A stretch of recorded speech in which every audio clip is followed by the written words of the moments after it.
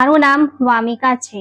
લગ્ન પછી જ્યારે મને આ ભવ્ય મહેલમાં લાવવામાં આવી અને ઓરડામાં બેસાડવામાં આવી ત્યારે હું મારા સારા નસીબ પર મનોમન હરકાઈ રહી હતી અને દિલથી ભગવાનનો આભાર માની રહી હતી. મારી ગરીબ કિસ્મત ચાકી ગઈ છે.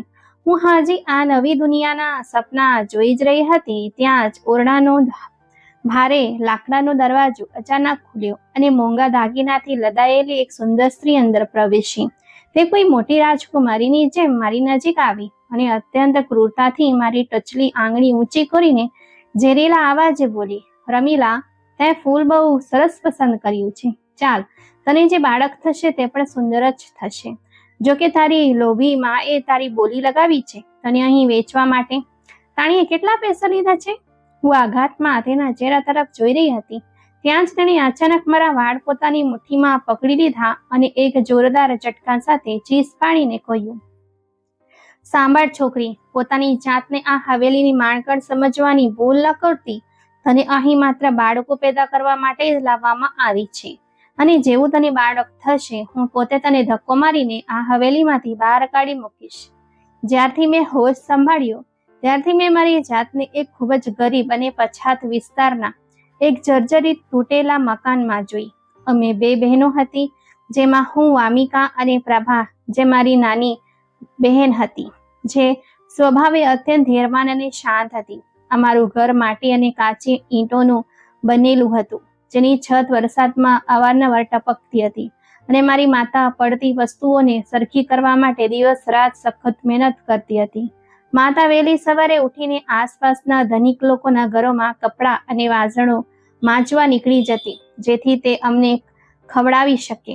સદનસીબે જે મકાન માલિક માટે તે કામ કરતી હતી તે ખૂબ જ દયાળુ અને કરુણામય સ્ત્રી હતી. તે માત્ર મારી માતાનું સન્માન જ નહોતી કરતી, પરંતુ તેનું વધેલું ચોખ્ખું ખાવાનું અને તેના બાળકોના સારા કપડાં પણ આપતી હતી, જેને પહેરીને અમે બંને બહેનો ધીમે ધીમે મોટી થઈ રહી હતી. અને આ રીતે અમારા જીવનના દિવસો પસાર થઈ રહ્યા હતા. જેમ જેમ હું સમજણી થઈ રહી હતી તેમ તેમ મારી કૌટુંબિક પરિસ્થિતિ વિશે મારા મનમાં ઘણા પ્રશ્નો ઉઠવા લાગ્યા અને હું અવારનવાર ઊંડા વિચારોમાં ડૂબી જતી. કે દિવસ જ્યારે મારું દિલ ભરાઈ આવ્યું ત્યારે મેં મારી માતાનો ખભો પકડ્યો અને પૂછ્યું, માં, મારા પિતા કોણ છે ને ક્યાં છે?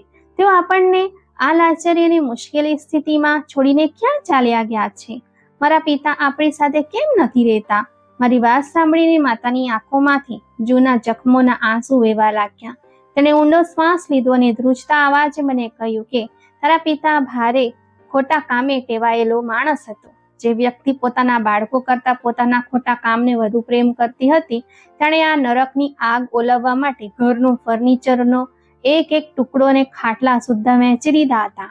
એક ભયાનક રાત એવી આવી જ્યારે તે ધૂત થઈ ગયો અને આખું ઘર વેચવા લાગ્યો.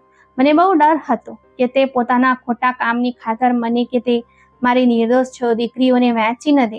તેથી તે રાત્રે મેં અંધારાનો ફાયદો ઉઠાવ્યો અને તમારા બંનેને ઉપાડીને ત્યાંથી કાયમ માટે ભાગી ગઈ. મારી માતાના ઘરે પણ જઈ શકી નહીં, કારણ કે મારા માતા પિતા ગુજરી ગયા હતા અને મારા એકમાત્ર ભાઈની પત્ની ક્રૂર અને બદતમીઝ હતી, જે અમને આશરો આપવો તો દૂર સીધી નજરે જોવા પણ તૈયાર ન હતી.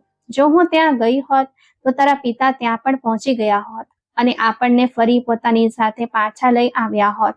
તેથી મેં મારા બાળપણની એક સહેલીનો સંપર્ક કર્યો, જેણે દયા ખાઈને આપણને તેનું આ જૂનું ઘર આપ્યું અને ત્યારથી હું લોકોના ઘરોમાં કામકાજ કરીને તમારું ભરણ પોષણ કરી રહી છું.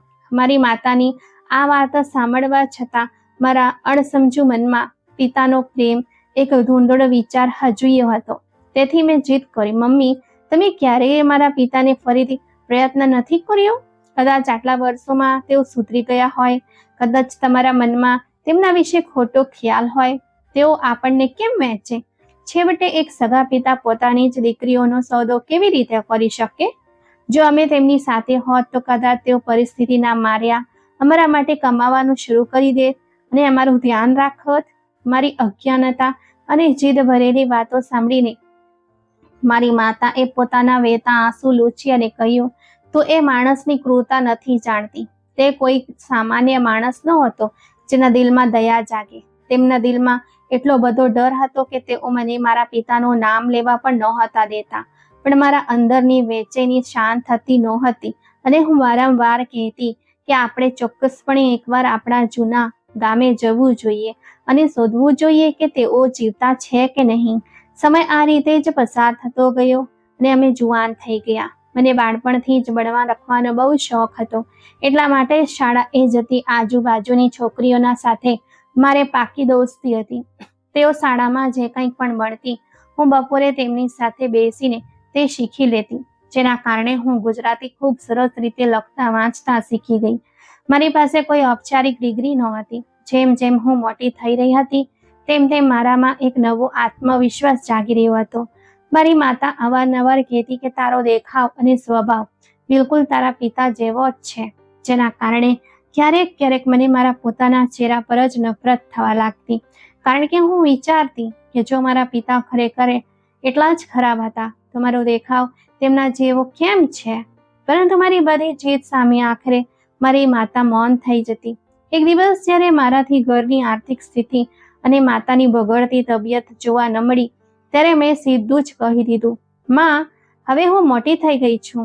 હું પણ તમારી સાથે લોકોના ઘરોમાં કામ કરવા આવીશ, જેથી આપણે બંને મળીને વધુ પૈસા કમાઈ શકીએ, આપણું આ તૂટેલું ઘર સરખું કરી શકીએ અને આ ગરીબીમાંથી મુક્તિ મેળવી શકીએ. જ્યારે આપણે સાથે કામ કરીશું ત્યારે આપણી આવક બમણી થઈ જશે. પણ મારી રક્ષણાત્મક માતાએ મને સ્પષ્ટ ના પાડી દીધી અને કહ્યું કે હું આ બધી મુશ્કેલીઓ તમારા માટે તો વેઠી રહી છું અને હું નથી ઈચ્છતી કે મારી જુવાન દીકરીઓ પર કોઈ ખરાબ નજર નાખે કે તેમને આળસુ સમજે. હું ઘણીવાર માતાના આ નિર્ણય પર ગુસ્સે થઈ જતી અને ગુસ્સામાં ખાવા પીવાનું પણ છોડી દેતી. જ્યારે મારી નાની બહેન પ્રભા શાંતિથી જે કંઈ મળતું તે ભગવાનનો આભાર માનીને ખાઈ લેતી, પણ મને ગરીબીની આ જિંદગીથી નફરત હતી. પછી એક દિવસ મારી માતા અચાનક ખૂબ જ બીમાર થઈ ગઈ. તેનું આખું શરીર તાવથી સળગી રહ્યું હતું, જેના કારણે તે કામે જઈ શકી નહીં. બીજા દિવસે પણ તેની હાલત એવી જ રહી, જેના કારણે ઘરમાં ચિંતાનું મોજું ફરી વળ્યું. અમે હજી ચિંતાની આ જ સ્થિતિમાં હતા ત્યાં જ અચાનક કોઈએ અમારા ઘરના જર્જરિત લાકડાના દરવાજા પર જોર જોરથી ટકોરા માર્યા, જાણે કોઈ બહુ ઉતાવળમાં હોય. જેવી હું આગળ વધી અને દરવાજો ખોલ્યો તો એક અજાણ્યો દાઢીવાળો માણસ મારી સામે ઊભો હતો, જેની પાછળ શેરીમાં એક બહુ મોટી અને ચમકતી મોંઘી કાર પાર્ક કરેલી હતી, જેને જોઈને આસપાસના લોકો પણ આશ્ચર્યથી ભેગા થઈ રહ્યા હતા. દરવાજે ઉભેલા આ અજાણ્યા માણસે મને માથાથી પગ સુધી જોઈ અને ખૂબ જ આશ્ચર્ય અને વિસ્મયે ભરેલી નજરે મારી સામે જોવા લાગ્યો, જાણે તેને અહીં મારી હાજરીની અપેક્ષા ન હતી. થોડી વાર મૌન રહ્યા પછી તેણે પૂછ્યું, છોકરી, તું કોણ છે અને અહીં શું કરે છે?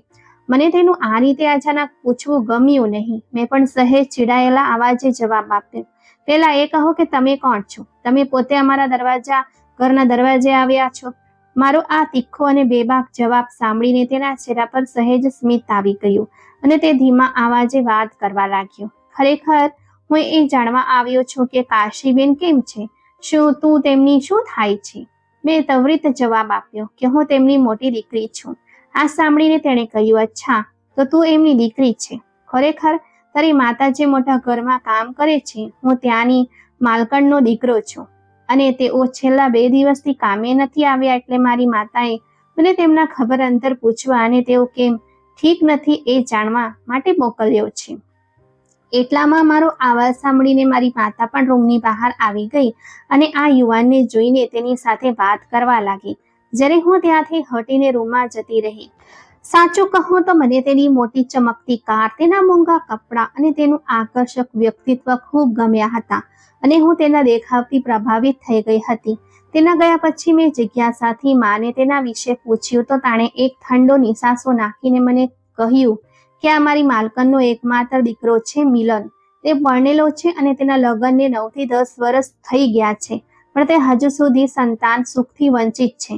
તાજેતરમાં જ ડોક્ટરે આખરી જવાબ આપી દીધો છે કે તેની પત્ની ક્યારેય માતા બની શકશે નહીં, તેથી માલકીન હવે તેના દીકરાના બીજા લગ્ન માટે કોઈ ગરીબ ઘરની છોકરી રહી છે.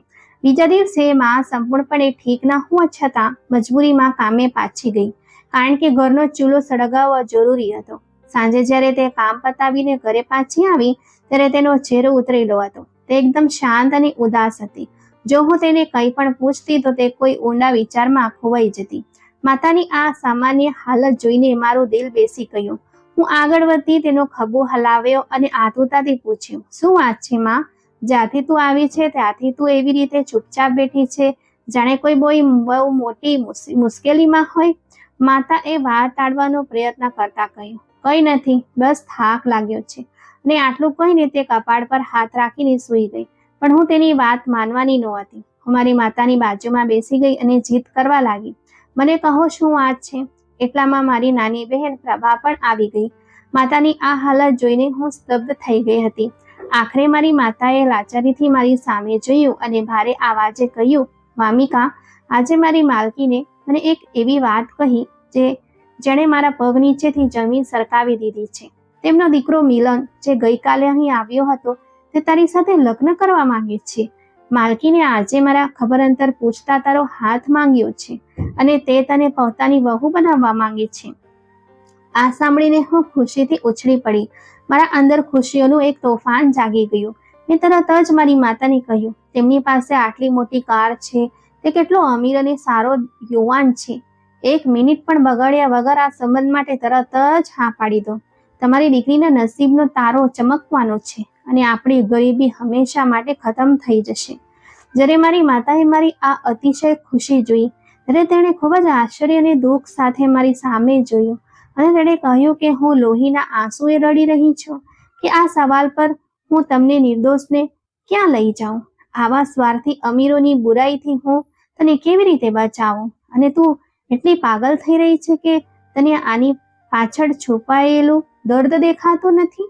મેં જવાબ આપ્યો, ના માં, તમે મૂર્ખામી કરી રહ્યા છો. તમે હંમેશા ઈચ્છતા હતા ને કે હું કોઈ આવા અમીર ઘરમાં જાઉં. છેવટે તમારે મારા લગ્ન ક્યાં ને ક્યાંક તો કરવા જ પડશે ને. તો પછી આટલા ભવ્ય અને મોટા ઘરમાં કરતા તમે કેમ અચકાઓ છો? માતાએ પીડામાં મારો હાથ પકડ્યો અને સમજાવતા કહ્યું, મૂર્ખ છોકરી, તેઓ તને આદર સન્માન આપવા માટે વહુ નહીં બનાવી રહ્યા. તેઓ તારા તરફથી માત્ર તેમના કુળનો દીવો એટલે કે બાળક ઈચ્છે છે. તેઓ તને ઘણા બધા પૈસા આપીને ખરીદી રહ્યા છે અને બાળક જન્મ્યા પછી મને નથી ખબર કે તેઓ તને ઘરમાં રાખશે પણ ખરા કે નહીં, અથવા તેઓ તને દૂધમાંથી માખીની જેમ બહાર ફેંકી દેશે. પણ મારા માથા પર તો અમીરીનું બોજ સવાર હતું. મને લાગતું હતું કે માતાની આ સાચી વાતો બિલકુલ નકામી છે. મેં જીદ ભરેલા અવાજે કહ્યું, માં, આમાં તમારો પણ ફાયદો છે. તમને ઘણા બધા પૈસા મળશે. તમે માટીના આ તૂટેલા ઘરને છોડી શકશો અને સૌથી મોટી વાત એ છે કે મારું જીવન હંમેશા માટે સુંદર બની જશે. મને આ ગરીબીની જિંદગીમાંથી મુક્તિ મળી જશે. હું રોજ આ જ રીતે મારી માતાનો વિરોધ કરતી રહી અને આખરે મારી જીદ અને પાગલપન સામે મારી માતાને ગૂંઠણ ટેકવવા પડ્યા અને તેણે રડતા રડતા આ સંબંધ માટે હા પાડી દીધી. થોડા દિવસોમાં તે માલકીન અમારા ઘરે આવ્યા. તેમણે આખરા અમારા માટીના ઘર તરફ અજીબ તિરસ્કાર ભરી નજરે જોયું અને માને કહ્યું, તું આ જર્જરિત માટીની ઝૂંપડીમાં રહે છે? ચિંતા ના કર, હું તારી દીકરીનું ખૂબ ધ્યાન રાખીશ. જ્યાં સુધી તે મારું ધ્યાન રાખશે ત્યાં સુધી હું તેને કોઈ વસ્તુની ખોટ નહીં પડવા દઉં. મારી પહેલી વહુ બહુ તોફાની અને બદતમીઝ માણસ છે. હું પોતે પણ એક ગરીબ પરિવારમાંથી હતી, પણ હું સુંદર હતી અને જો મારા મોટા ચીમનલાલને હું ગમી ગઈ અને આજે હું એક રાજકુમારીની જેમ જીવી રહી છું. લગ્નની તારીખ નક્કી થઈ ગઈ. માલકીને કહ્યું કે તેઓ આ ગરીબ વિસ્તારમાં લગ્નની કોઈ વિધિ કરવા નથી માંગતા, તેથી તેઓ અમને તેમની જૂની હવેલી પર આમંત્રણ આપી રહ્યા હતા, જ્યાં લગ્ન સાદગીથી થવાના હતા. વિદાય વખતે મારી માતા વારંવાર મને ગળે લગાડીને રડી રહી હતી. કોઈ અજાણ્યા મોટા ડરથી તેનું દિલ ભારે થઈ ગયું હતું. પણ મહેલ જેવા ઘરમાં જવાની મારી ખુશી સમાતી નહોતી. હવેલી પર પહોંચતા જ અમારા લગ્ન થઈ ગયા અને હું આ ભવ્ય મહેલ જેવું ઘર જોઈને સ્તબ્ધ થઈ ગઈ અને મારા નસીબ માટે ભગવાનનો આભાર માનવા લાગી. લગ્ન પછી મને એક ખૂબ જ મોટા સુંદર સજાવેલા રૂમમાં લાવવામાં આવી. હું એકલી બેઠી હતી. આશ્ચર્ય અને આનંદની મિશ્ર લાગણીઓ સાથે આ રૂમના કિંમતી ફર્નિચર અને સજાવટને જોઈ રહી હતી.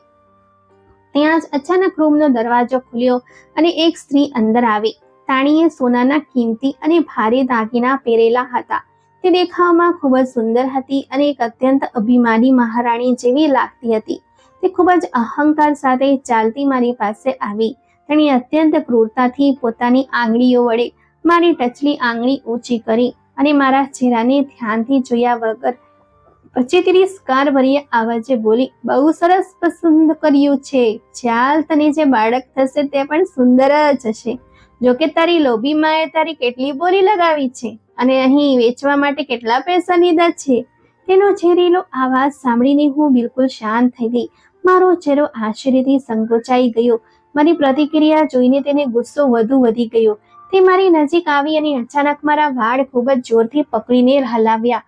તેણે કહ્યું, સાંભળ છોકરી, પોતાની જાતને આ રૂમ અને હવેલીની માળખણ સમજવાની ભૂલ ના કરતી.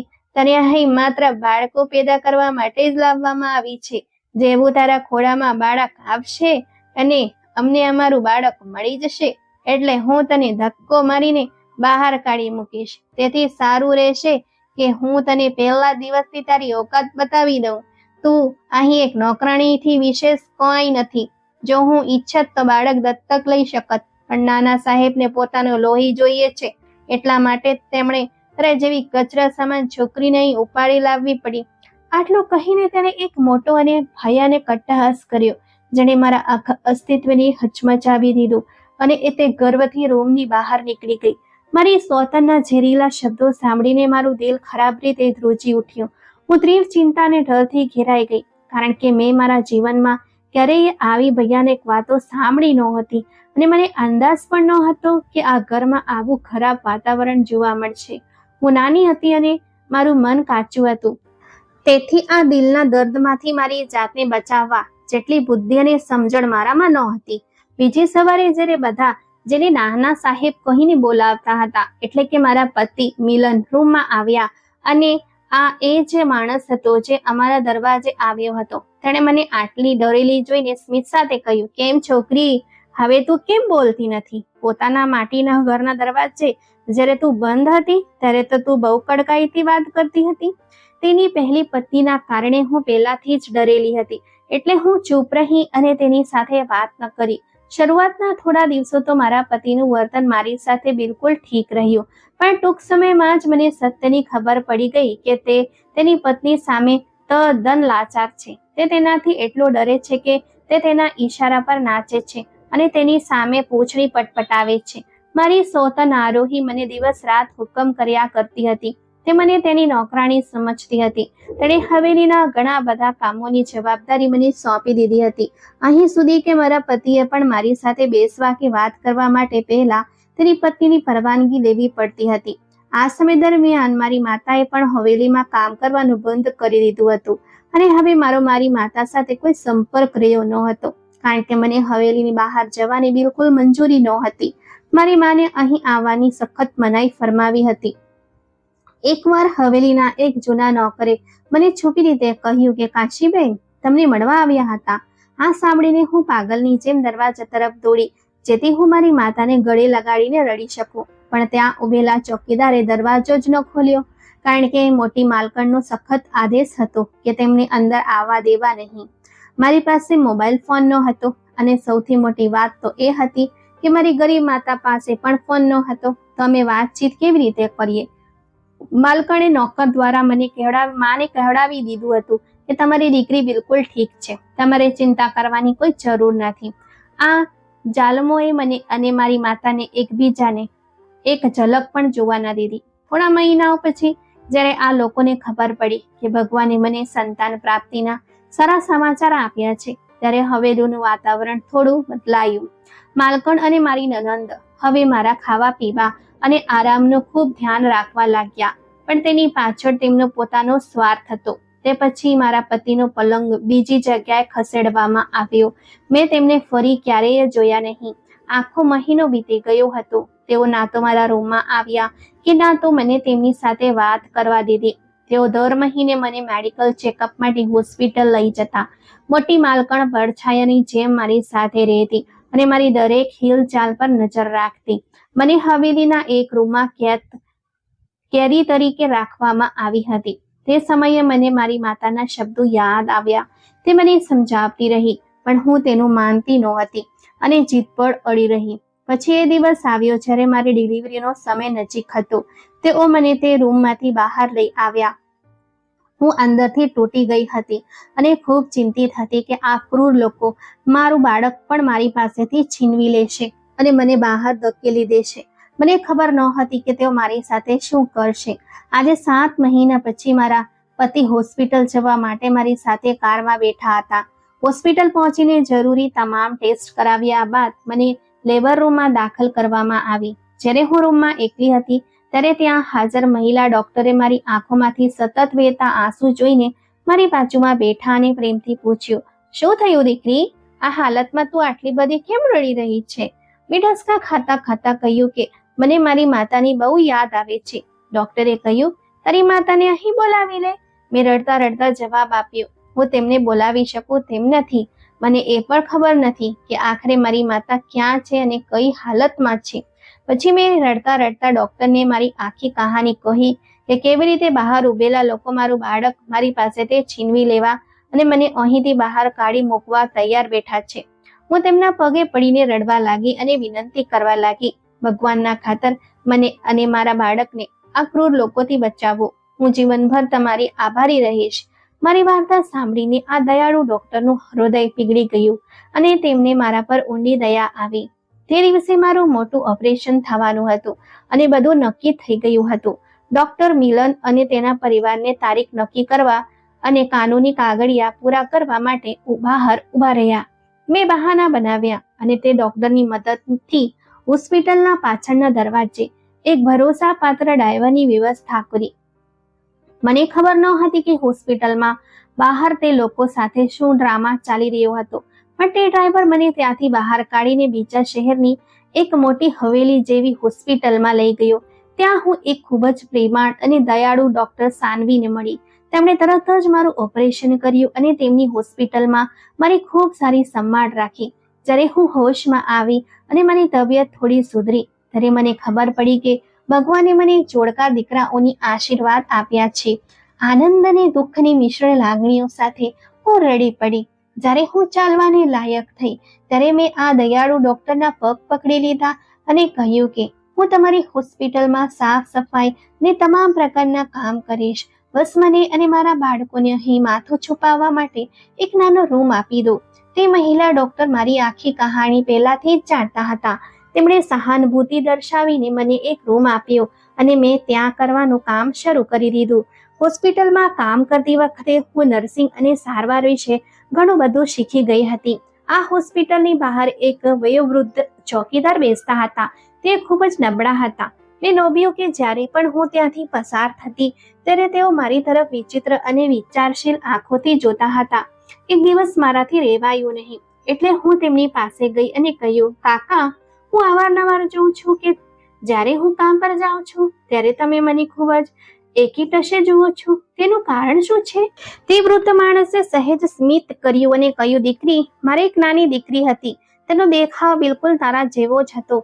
તેને જોઈને મને મારા પોતાના બાળકો યાદ આવી જાય છે. મેં ઉત્સુકતાથી પૂછ્યું, કાકા, તમારી દીકરી અત્યારે ક્યાં છે? તેમણે ઊંડો શ્વાસ લીધો અને કહ્યું, તેની માતા તેને પોતાનીથી ઘણો દૂર ક્યાંક લઈ ગઈ છે. ખરેખર મારી યુવાનીમાં મારા ખરાબ મિત્રોના કારણે મને લત લાગી ગઈ હતી અને હું તેમાં એટલો ફસાઈ ગયો હતો કે મેં ઘરનો બધો સામાન વેચવાનું શરૂ કરી દીધું હતું. મને બસ હંમેશા પડીકો જોઈતો હતો. એક દિવસ જ્યારે મારી પત્નીને ડર લાગ્યો કે હું આવી હાલતમાં મારા બાળકોને નુકસાન પહોંચાડી શકું છું ત્યારે તે એક રાત્રે મારી બંને દીકરીઓને લઈને ત્યાંથી ભાગી ગઈ. તેમના ગયા પછી મને મારી ભૂલનો અહેસાસ થયો. મારી તબિયત ખૂબ બગડી ગઈ અને મારી સંભાળ રાખવા વાળું કોઈ ન હતું. પછી હું આ જ હોસ્પિટલમાં સારવાર માટે આવ્યો અને જ્યારે મેં ડોક્ટરને કહ્યું કે આ દુનિયામાં હવે મારું કોઈ નથી ત્યારે તેમણે મારા પર દયા ખાઈને મને અહીં ચોકીદારની ફરજ પર રાખ્યો અને મારી સારવાર પણ કરી. તે વડીલના આ શબ્દો સાંભળ્યા પછી મારા પગ નીચેથી જમીન સરકી ગઈ. મારી આંખોમાંથી આંસુઓનું પૂર વહેવા લાગ્યું જે કોઈ પણ સંજોગોમાં રોકાવાનું નામ નહોતું લઈ રહ્યું. ભૂતકાળની કડીઓ મળી ગઈ હતી અને મારી માતાએ કહેલી દરેક વાત મારી સામે સાચી સાબિત થઈ રહી હતી.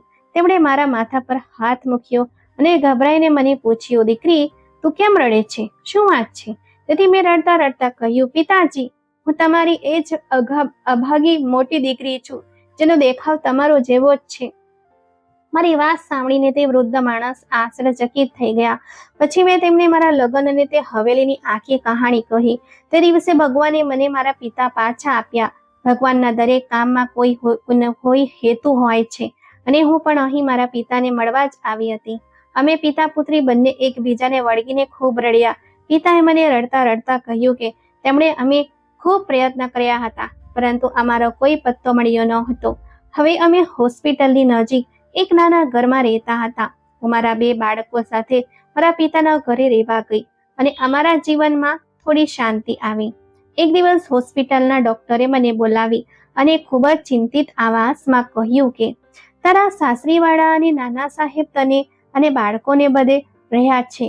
હોસ્પિટલના બીજા ડોક્ટરે મને કહ્યું કે તેઓ શાંતિથી બેસવાના નથી. તેમણે પોલીસમાં પણ અરજીઓ કરી છે, પરંતુ હોસ્પિટલ વિરુદ્ધ તેમની પાસે કોઈ નક્કર પુરાવા ન હોવાથી તેઓ ડોક્ટરોની ધરપકડ કરી શકતા નથી.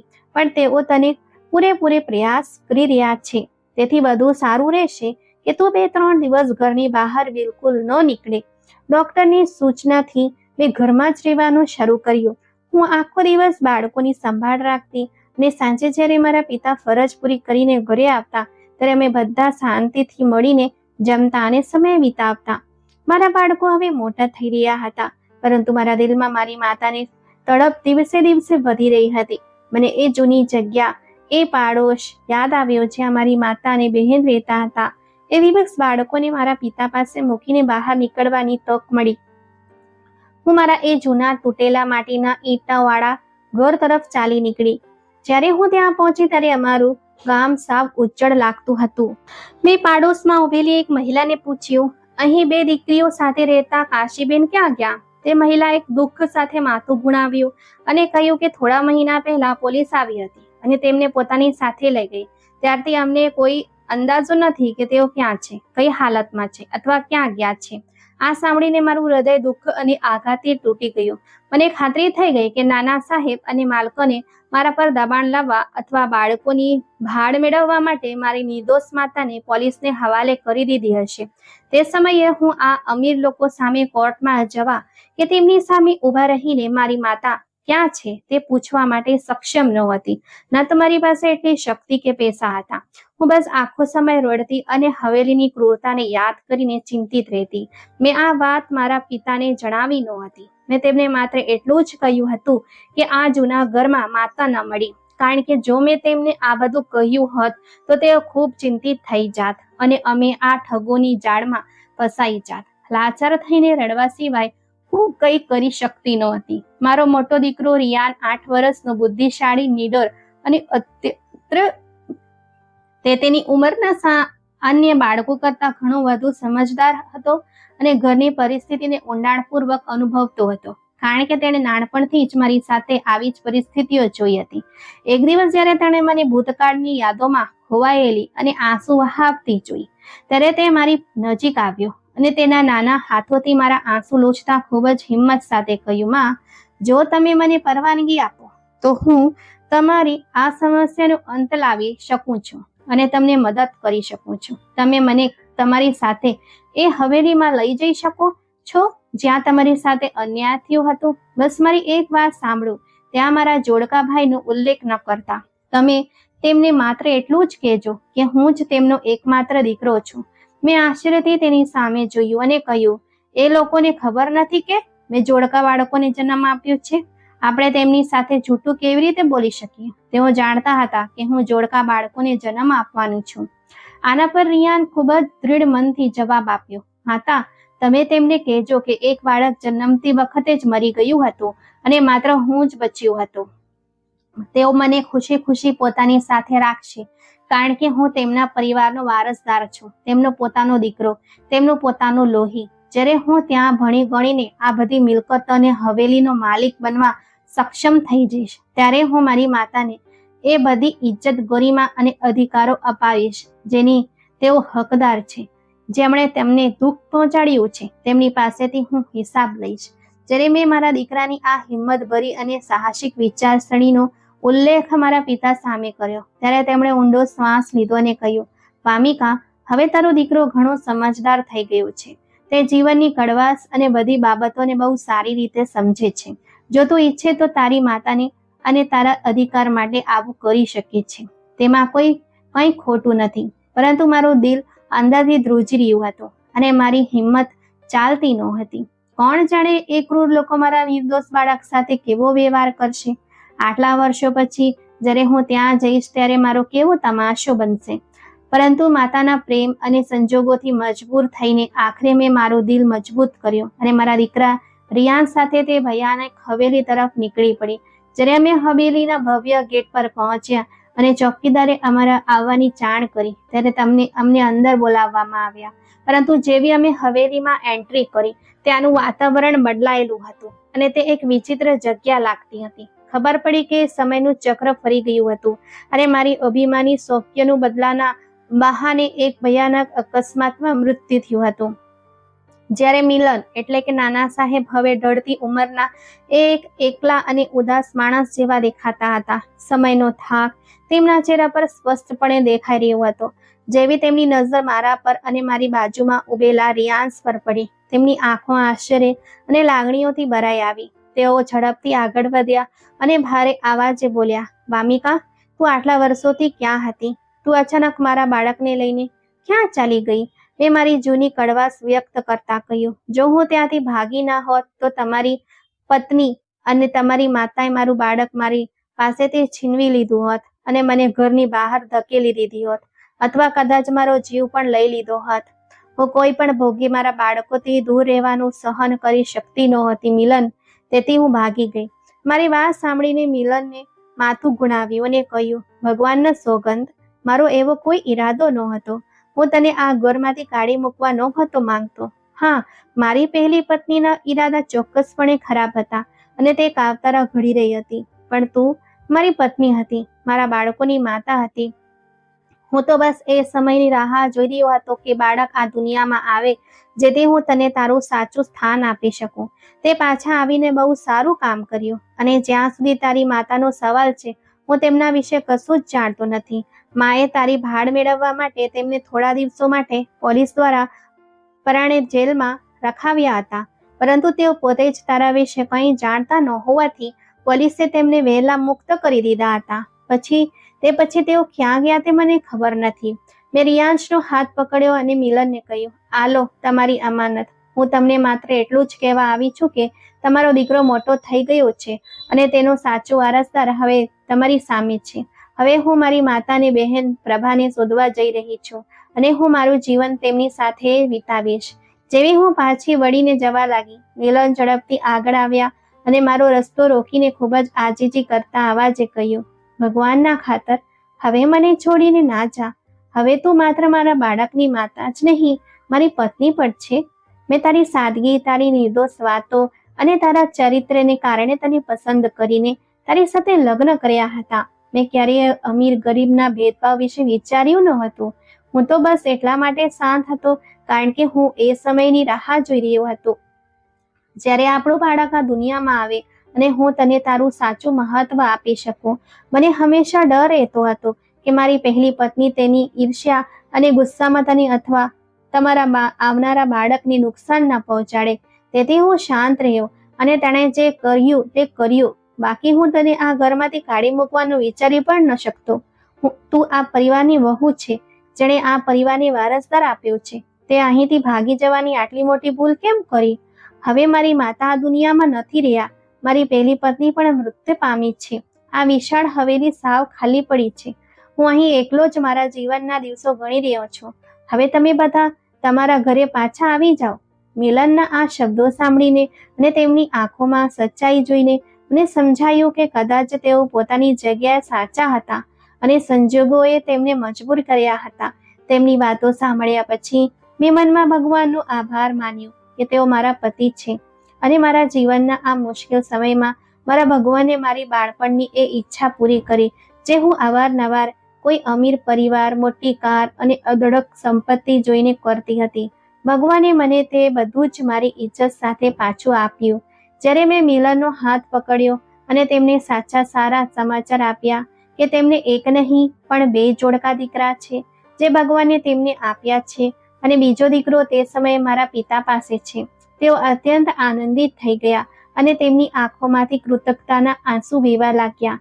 તે પછી અમે બધાએ સાથે મળીને અને મિલનના સંસાધનોનો ઉપયોગ કરીને આખા શહેરમાં મારી માતાની શરૂ કરી. ખૂબ જ મહેનત અને શોધખોળ પછી આખરે અમને મારી માતા મળી ગયા. મારી માતા ખૂબ જ વૃદ્ધ અને શારીરિક રીતે નબળા થઈ ગયા હતા અને અત્યંત ગરીબી તથા લાચારીને કારણે તેમણે મારી નાની બહેનના લગ્ન એક ઈમાનદાર અને મહેનતુ શાકભાજી વેચવાવાળા સાથે કરાવી દીધા હતા અને તે તેના ઘરમાં સુખી હતી.